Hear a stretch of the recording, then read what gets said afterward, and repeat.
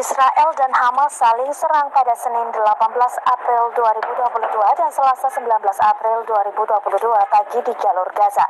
Pertempuran bermula dari sebuah roket yang ditembakkan ke Israel pada Senin dari Gaza dan ditembak jatuh oleh pertahanan anti-roket Israel.